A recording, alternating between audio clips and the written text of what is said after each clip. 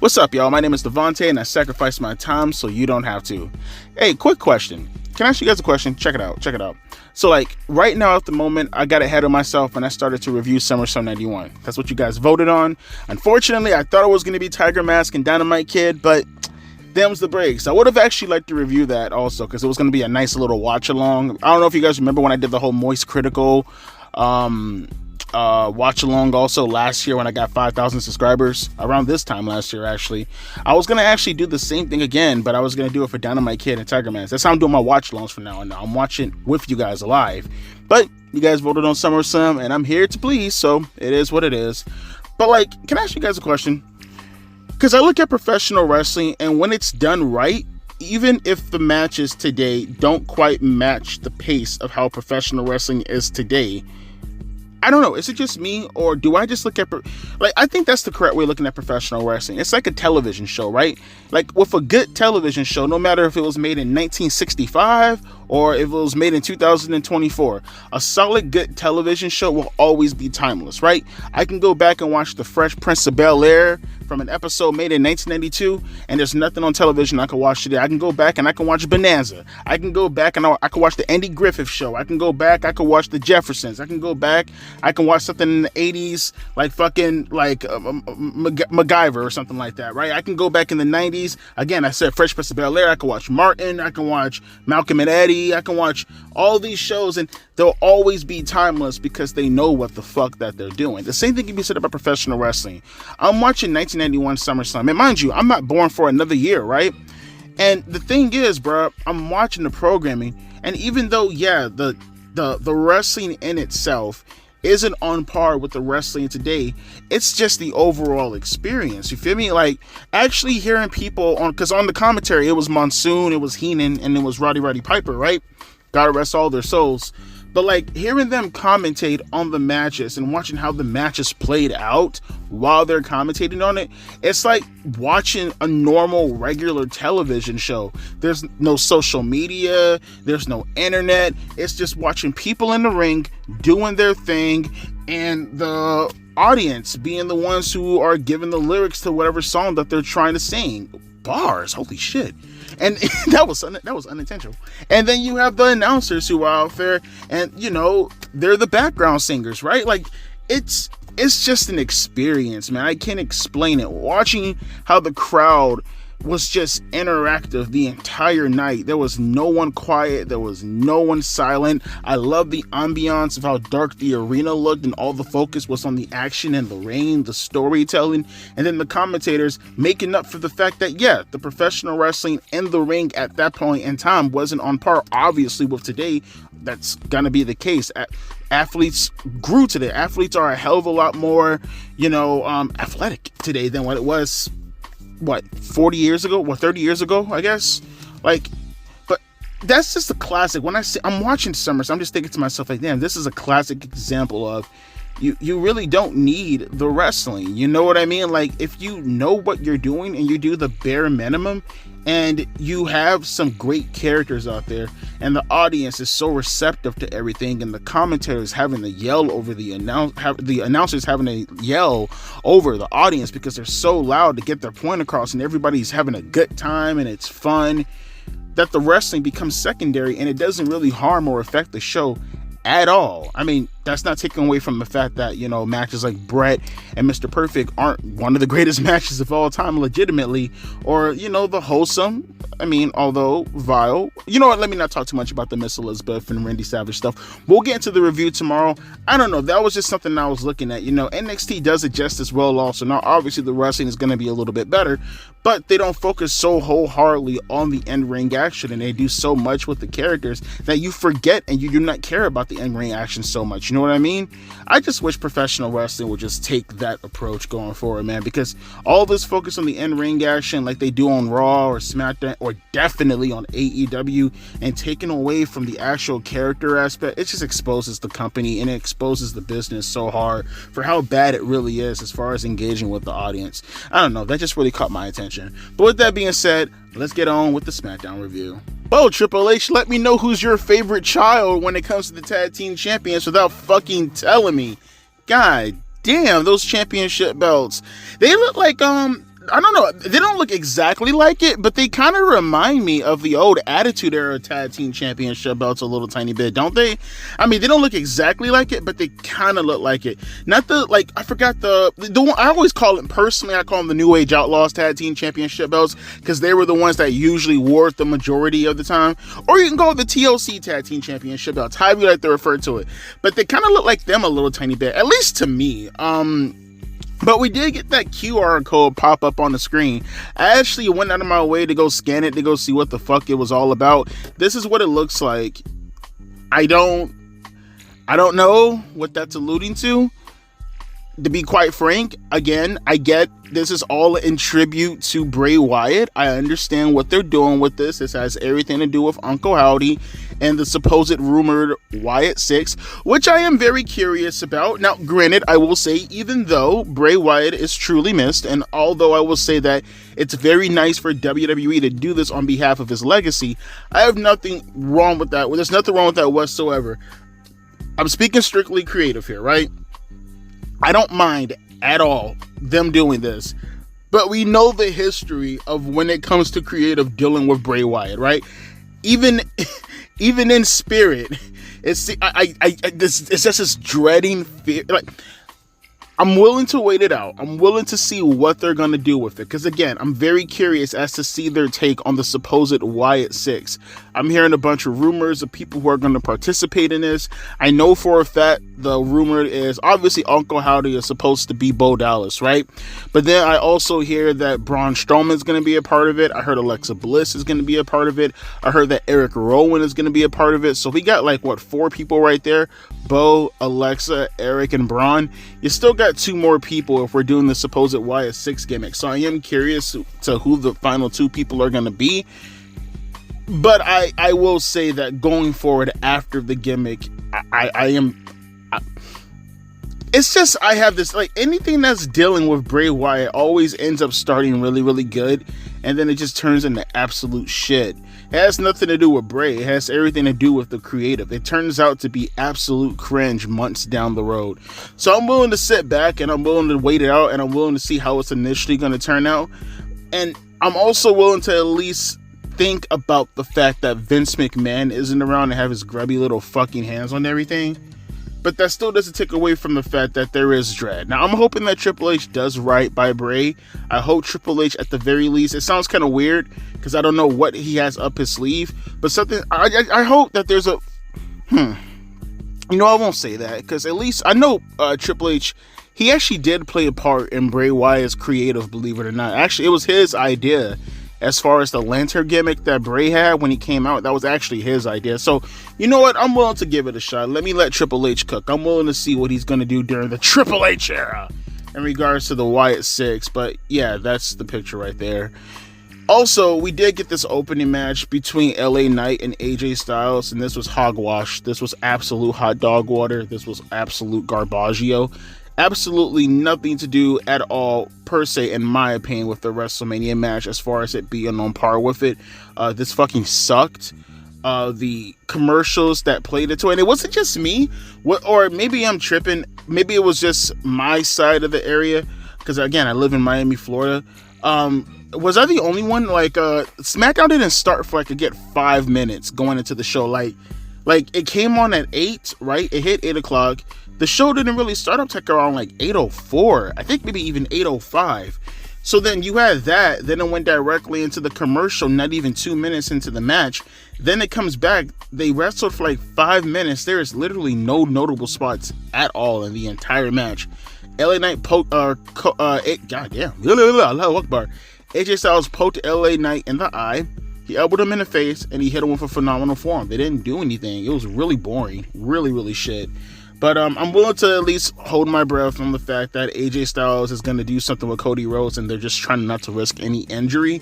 I'm assuming that's why they did that for, which is fine. I'm okay with that. As long as we get some cool angles from AJ Styles and Cody Rhodes, not completely obsessed with the Bullet Club bullshit, then I'm perfectly fine with that. I'm kind of curious as to how this is going to play out also going into Backlash. So again, one of those things where I'm just willing to hold my breath on. But with that being said, the new tag team champions, Austin Theory and what's Buddy's name again? Oh yeah, Grayson Waller. Are they taking part in the match? I'm not sure they're taking part in the match. Because fucking what's his name? I know, who cares? We have a Fatal 4-Way match to determine who's going to be the number one contender for the tag team championship belts. So let's get that started. I would definitely say that I am happy, once again, that the tag team belts are split. I'm happy because they have so many actual quality tag teams. You can argue as far as how you feel about the majority of them from an in-ring standpoint. But there are quality. They are names. They have better names than how it was presented a couple of years ago. They are in a better position with their tag team division currently than, in my opinion, any other promotion in North America, probably in professional wrestling in general. Today is WWE. So many quality tag teams on both Raw and SmackDown. So, like I said, I'm willing to watch this, and I'm willing to see where this is going to go. And, yeah, let's continue on with the show. What did I just say in the intro of the video? What did I just say? No one cares about the fucking wrestling. It's all about the story. It's all about the characters, bro. No, seriously though, I'm dead ass, bro. Look at the contrast, bro. Look at the stark contrast from both of these segments, man. You got this Fatal 4-Way tag team match, which was just a nothing more but a fucking crash test dummy mission. Who gives a fuck? You can get this off an AEW type of match. I'm happy that the Street Profits won. I would like to see an angle produced between these two teams, considering that it looks like they're going to be the official tag team match going into Backlash, because you have the tag team title match with The Miz and R-Truth taking on DIY on Raw. I'm assuming this is going to be the official match on Backlash, so we can get a story out of this. I'm perfectly fine. The results, they came out the way that I wanted them to come out. The Street Profits win the number one contender shot for the tag team championship belts. Perfectly fine with that. That's a good thing overall. Don't care too much for the match, but this angle right here, perfection. That's how you get over. You know the whole intro for WWE, the then, the now, and the forever?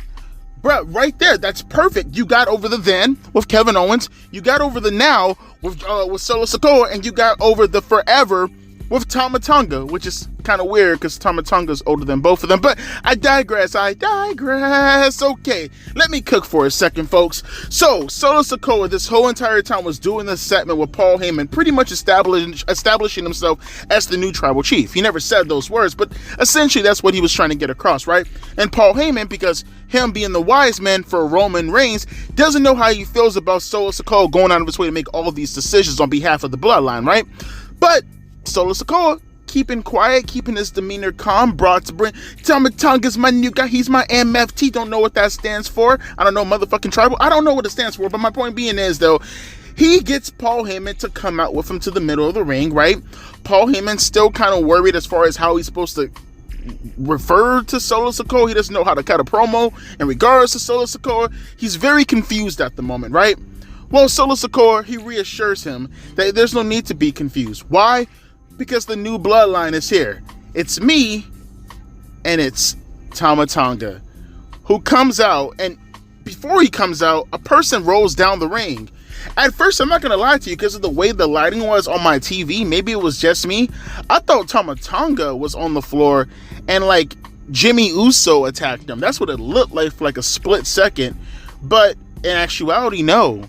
It was Kevin Owens, who throughout the night so far, you've been having Oh, hang on. Oh, wow. So that's what happened. This story keeps getting better and better. Okay, so check it out for a second. So, and this is just now developing as I'm watching it currently at the moment. Kevin Owens is busted open on the side of his head. I don't know what the fuck happened. I thought, before this just showed up, I thought Tama Tonga just beat the ever-loving shit out of Kevin Owens backstage. No, Kevin Owens comes out to the ring. He's all busted open on the side of his head. He's like a crimson fucking mess. He is just gushing blood everywhere. Solo Sikoa is in the ring and he's talking. He brings Tama Tonga out, who looks like, bro, can I just say this also? I gotta say this, bro. Look, I'm not that kind of guy who focuses so much. Like I'm a guy who cares about believability. I'm a guy who cares about size. I'm a guy who cares I'm not a guy who necessarily cares about size. I care about believability. You can look like a Pac, and I'll be okay with that because he looks fucking shredded, right? You can look like a Chris Benoit, and I'm okay with that because he looks fucking shredded, right? I'm a guy who does not care too much about appearance necessarily, as long as you look like a presentable, credible professional wrestler. Tama Tonga looks like a grown fucking man. Can I just say, bruh, in the newer talent, obviously you have other people like a Roman Reigns, for an example, who carries himself like that. But it's just so refreshing to see. And I know Tama's like 41 years old or in his early 40s. But just to see the newer talent on Smackdown or in WWE or in wrestling in general on a mainstream level actually look like fucking men. Like, he looks like a fucking man. You could put the belt on him right now, the World Championship belt, and I swear to God, bro, he will rock the fuck out of that shit. You know, he kind of looks like a little tiny bit in a weird way. Like, he's still ripped and he's still big, but he kind of looks like a miniature version of Batista from like 2005. You know what I'm trying to say? He kind of has that aesthetic. So he's not bigger than Batista, but he's fucking shredded. Like, he is fucking cut to the goddamn T.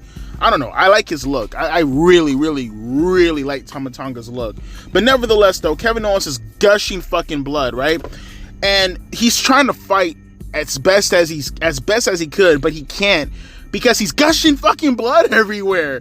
You know, you had the security and they try to help him back up, but then he runs back into the ring and he tries his best, but the motherfucker's bleeding everywhere, you know. And Tama Tonga, you know, he fights Kevin Owens for a little bit before Solo Sikoa just hits him with a thumb, Samoan spike right to the neck. And then Tama Tonga eventually, he got a chair and they were really gonna do some damage to him.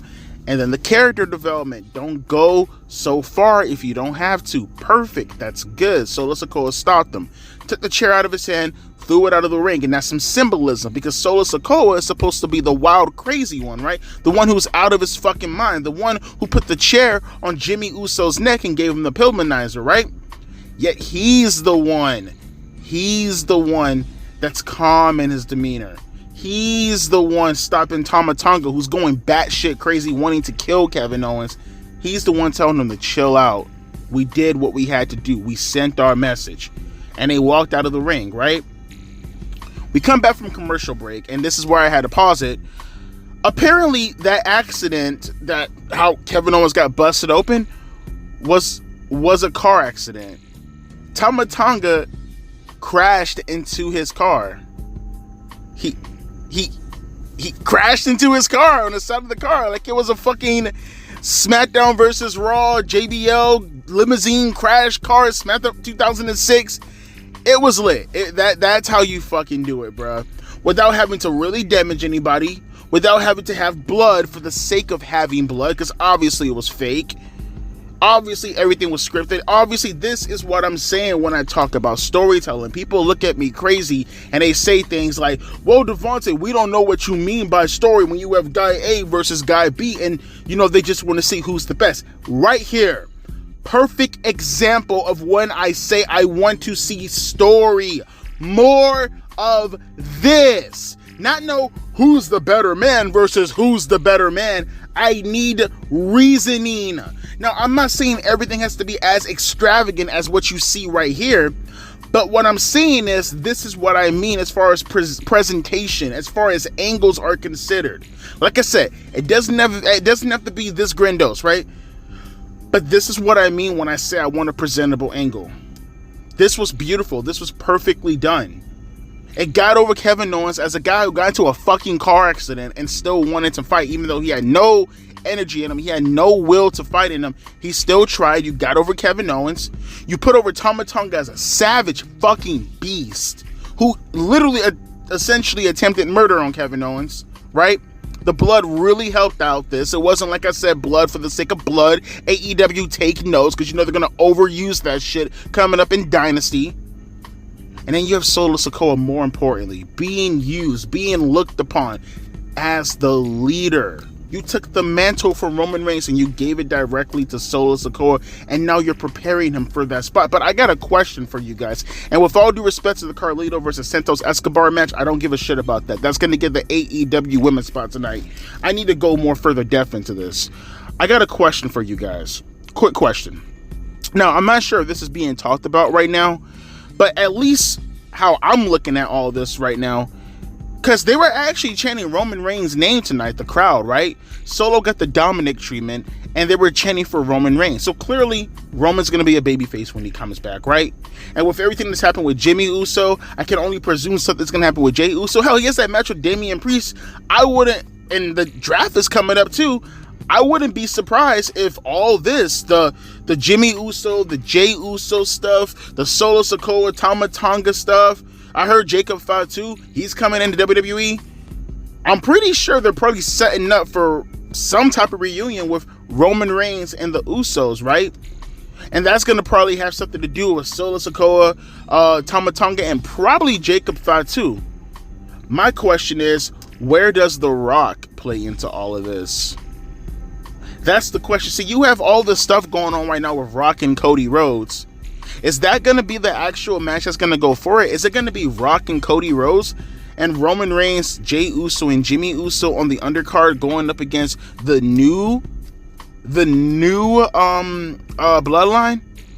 Or is this something where it's like it's revolving around all this just to build up for Rock and Roman going into WrestleMania next year? See, there's a bunch of different branches and there's a bunch of different paths that you can go down with this. See, this is what I mean when I say this is why I so much more appreciate kayfabe versus, say, some lame-ass shoe promo or some lame-ass backstage nonsense. Because you can only talk about the things that is right there directly in front of your face, right? Versus the kayfabe element, there's so many potential roads you can go down as far as what you're trying to figure out from a talking point standpoint or from an actual perspective of looking at the creative in itself. And I'm very curious as to where they're gonna go with this. Is it gonna be The Rock's bloodline versus Roman's bloodline? Or are they gonna completely ignore that and it's gonna stick with Rock and Cody, and then it's gonna be Roman versus Solo Sikoa? Right? All this stuff, in my opinion, this is just fantastic, and it's all primed right now currently to all happen on Smackdown, right? Because Cody is the Smackdown champion, right? All the Bloodline stuff is happening on Smackdown. Hell, I wouldn't be surprised if Jey Uso gets drafted to Smackdown, right? I'm pretty sure that's actually the goal. Jey Uso coming back to Smackdown, right? And I look at all this and I do say to myself right now, this is fantastic. This is how it's done. This is how you keep SmackDown going forward and being interesting, by having more of this. You have Cody Rhodes doing his thing in the main event scene, and you have the Bloodline stuff with Solo Sikoa on the undercard building itself up. That's how it's done, and that's how it should be going forward on your flagship show. But I am very, very curious as to where they're going to go with this creatively. That was a great fucking segment tonight. But more importantly, I love this. I love this shit. This is what I love about professional wrestling. When it gets you really thinking, makes you want to play some universe mode also. Think of your own creative decisions as far as what you want to do on your own time, creatively speaking. This shit is gold. I love this shit. But let me hear your opinions. We're still talking about SmackDown tonight going forward. This shit right already boosted SmackDown up to a fucking A. This is already fucking golden already, just based off. My only thing is maybe this should have main evented. You know what I mean? I mean, they have the main event tonight. No disrespect to Naomi and Bayley, but this probably should have main evented the entire show. But outside of that, though, yeah, good shit. Good shit. This is fantastic. This is fabulous. I loved it. You know, the sad part about this match is that it was actually starting to cook towards the end. Naomi and Bayley, it started off very slow, like painfully slow. And Bayley, I never really paid attention, but she's loud as fuck in the ring, bro. I heard like 2 spots called in the beginning of the match. I heard 2 spots called. I can't remember the first one that I heard called, but I know she definitely called for an arm drag. Like I outright heard her say arm drag. Like, she was loud as fuck in this match. And I don't know, like, the hit me spot, I don't know when she said that, if that was just supposed to be intentional or if that was just supposed to be a part of the, you know, the actual dialogue before they actually started to throw blows at each other towards the end of the match. But they were cooking towards the finish, though, before Tiffany Stratton came out of nowhere and she blasted Bayley and Naomi, and it was disqualification. And it seems like they're going to set up a triple threat match going into Backlash, which I'm all good for. I'm perfectly fine with. You had Jade Cargill and Bianca Belair up in the stands right next to Damage Control. All that was all good. All that was fine and dandy, but multiple things that I had a problem with in this match, albeit that it was actually starting to cook towards the finish. Obviously, you guys know how I feel. I'm not the kind of person who really cares too much about disqualification finishes, as long as it's actually leading into a decent story, which that seems like that's the path that it's going to go down towards, as far as this, what I presume is going to be a three-way between Naomi, Bayley, and Tiffany Stratton, but not... Okay, two things. One, not in the main event. It's already bad enough that we're getting a women's match in the main event. I'm not okay with that at all, especially after having that amazing angle in the middle of the show. But I was okay to look over it because it was for the, WWE Women's Championship belt. It's Bayley in the end of the day. It's Naomi. It's actual two names. It's not like AEW having fucking Riho out there going up against Willow Nightingale to set up for a mid-card championship match with fucking Mercedes Moné being the drawing factor. That's fucking dumb. It's actually Bayley, an actual name. It's Naomi, an actual name, and it's for the Women's Championship in the main event. That way, I was okay with that. I'm like, okay, you know what? That's going to be the main event. That's fine. But when you do shit like that, no, that completely undercuts everything that I'm saying about the match in itself, as far as why I believe it should main event. I'm okay with all this happening if it would have happened in the mid card. Now I'm actually okay. Now I'm going back to why I said earlier when I'm like, you know what? No, the solo Sikoa thing should have absolutely main evented. That would have been a stronger way to go off the air with the show tonight. Doing this women's match in the main event with this ending up being the angle with Tiffany Stratton ending up being the last person you see. No, highly disagree with the flow of that, and I highly disagree with that being the main event if that's how you were going to close it out. I don't know why and this is professional wrestling in general, I don't know if this has something to do with the whole DEI stuff, but I don't know why they're immune to actually booking correct matches to main event their shows. This is not just a Smackdown problem. You see it sometimes on Raw. You see it all the time on AEW. I don't know why they're so immune to actually booking the correct match or the correct angle or the correct storyline in the main event. That kind of shit right there actually makes superstars. You know what I mean? Solo Sikoa should have been the last person you've seen on the air on SmackDown. Or at the very least, Paul Heyman getting patted on the chest by Nick Aldis when he sees the car accident. That should at the very least, that's what kills me the most, is that you could have still done this in the main event, and you could have saved that Paul Heyman and Nick Aldis shit for the very, very end of SmackDown when Paul Heyman is going out there with Nick Aldis. He said, look what we found. And that could have been the final shot going off the air. So what you're thinking about is what happened with Solo Sikoa. Not this. This should have not main evented if this was going to be. See, I was willing. Don't call me sexist, misogynist, no, because I was absolutely willing to actually look at this and say to myself, I'm okay with this being the main event because of all the circumstances around it. But knowing that this is how it ended, no, I'm not okay with it whatsoever at all. And to make matters even worse, they were overshadowed throughout the entire main event. So let me get this straight. And I'm not sure if this is supposed to be an angle or what they're doing right now. So on social media, I don't know if you guys caught this notification, but apparently Xia Li quit WWE. I don't give a fuck. I honestly thought Xia Li already got released like a year ago, but nevertheless, she quit WWE. And then not even like 2 minutes later, I got another notification telling me that Jinder Mahal quit WWE. So I don't know if this is supposed to be an angle that they're running. I'm not going to look at what they're saying and take it for a grain of salt because it happened too close in proximity with each other. Not to mention, I could have sworn I seen someone on Twitter mention the fact that Xia Li is advertised for a battle royal. But my point being is, neither one of these things I don't give a shit about. I don't care about Jinder Mahal. I don't care about Xia Li. Why would you do that in the middle of the main event of the show? Shouldn't you have waited till after the show before doing that? Now, granted, again, no one gives a fuck about Xia Li or Jinder Mahal. But people saying that they're leaving WWE or they're released from WWE or whatever the case may be, that does garner attention. Even if it's minuscule attention, why take that attention away from what's happening currently on SmackDown? Even worse if you're preparing an angle, because again, it seems very convenient that both of these things are happening side by side with each other. I don't know what the fuck you're gonna do with a Xia Li and a Jinder Mahal pairing. And again, gotta stress this again, I don't give the slightest fuck. But It's just multiple things that's overshadowing the main event. Whether it's the Solo Sikoa angle everybody's talking about, whether it's Bianca Belair and Jade Cargill up there distracting everything with damage control, whether it's Tiffany Stratton and the disqualification stuff, whether it's the social media stuff happening with Xia Li and Jinder Mahal, everything completely overshadowed this match, which is why I'm saying, why didn't you just mid-card this? If this is legitimately an angle or whatever the case may be with Xia Li or Jinder Mahal, or if they're posting this shit, why couldn't all of this happen in the middle of the fucking card? Why? That's what I'm saying. As far as the booking flow of a show, that's incredibly important to any show. You have to be able to map out how you book your shows. The flow of the show absolutely matters. It does. It absolutely matters. It's a signifier. It's almost like a symbolism as far as how you portray your superstars in regards to a main event. Because that's when people see that, when the last final thing you see in the main event is that superstar, that's the last thing that's going to be on your mind leaving the show. Tiffany Stratton being the last thing that I see on my television does not distract me from the fact that Solo Sikoa and Tama Tonga just had that angle earlier on with Kevin Owens. It doesn't. It's a waste of a spot. And for what?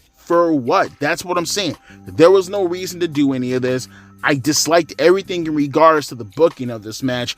I feel like everything that surrounded this match absolutely sabotaged the main event. And honestly, even though I'm okay with the fact that Naomi and Bayley and Tiffany are going to have a triple threat match going into Backlash, even though I'm okay with the circumstances surrounded how they're going to get there, this was not the appropriate way to do it, in my opinion. I absolutely disagree overall with this booking. But that still doesn't take away from SmackDown overall. Now, obviously, you look at SmackDown tonight, would you call this a good show? Not necessarily. The opener, no. And no, I joked around. I know people are going, you just called in the 8. I joke, folks. I joke. I'm just joking around because I'm head over heels and I'm still excited for what's going to happen going forward with the Bloodline. When I called in an A, I was just fucking joking. Regardless, though, going back to what I was saying, the opener, no. AJ and LA Knight could have been a hell of a lot better. Everything else that happened around it, the tag team match, it is what it is. The match with Carlito and Santos Escobar, it is what it is. That main event, no bueno. It was starting to get good before all that happened. No bueno, and I absolutely disagree with the booking. If you want to watch this show, come back for the segment with Solo Sikoa, Paul Heyman, Tama Tonga, and Kevin Owens. Come back for that. That's all you really need to watch, and that's all you're going to get out of the show that's worth a discussion and worth any shit to talk about in regards to the show. Next week is the draft. We have a contract signing with Cody Rhodes and AJ Styles. Cody did cut a promo and somewhere in bumfuck UKville or whatever. He's going to be back next week. He's going to do a contract signing with AJ Styles, and like I said, the draft is kicking off.